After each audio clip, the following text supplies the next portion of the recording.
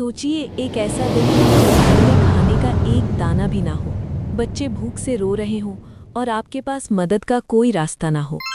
अगर उस वक्त भी आप अल्लाह पर यकीन रखें तो क्या अल्लाह आपको भूल सकता है? आज की कहानी एक ऐसे गरीब आदमी की है जिसका रिस्क अल्लाह ने वहाँ से भेजा जहाँ से किसी ने सोचा भी नहीं था।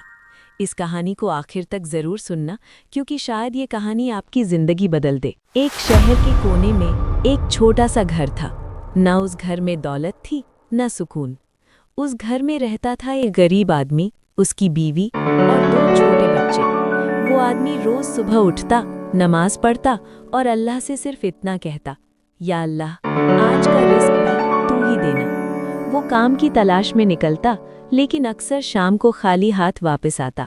लोग उसे देखकर कहते, तुम्हारी किस्मत ही खराब है। लेकिन वो आदमी कहता, मेरी किस्मत नहीं, मेरा अल्लाह बड़ा है। दुख भरा दिन।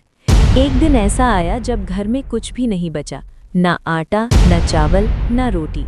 बच्चे भूख से रो रहे थे, बीवी की आंखों में आंसू थे। उस आदमी का दिल टूट गया। उसने आसमान की तरफ देखा और कहा, या अल्लाह, आज मेरे पास अपने बच्चों को देने के लिए कुछ भी नहीं है। अगर तू मदद नहीं करेगा तो कौन करेगा? तहज्जुद का मंजर। उस रात वो आदमी सो नहीं सका।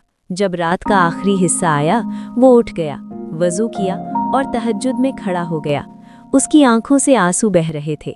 उसने कहा, या अल्लाह, मैं शिकायत नहीं कर रहा, बस अपनी मजबूरी बता रहा हूँ। तू रज़्ज़ाक़ है, तू रहमान है, मुझे खाली हाथ वापस ना भेजना।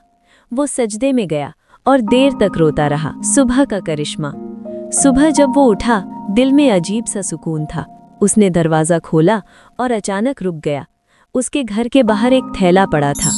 उसने आसपास देखा, लेकिन कोई नहीं था। जब उसने थैला खोला तो उसकी आंखें भर आईं। उसमें खाना था, पैसे थे और बच्चों के लिए कपड़े थे। साथ में एक छोटा सा कागज़ भी था। कागज़ पर लिखा था, अल्लाह ने तुम्हारी दुआ कबूल कर ली। वो आदमी वहीं ज़मीन पर बैठ गया। उसके हाथ कांप रहे थे, उसकी आंखों से आंसू बह रहे थे। वो बोला, या अल्लाह, तू कितना बड़ा है, मैं तो सिर्फ मांग रहा था, तू तो मुझ पर रहमत बरसा रहा है। शुक्र का सजदा।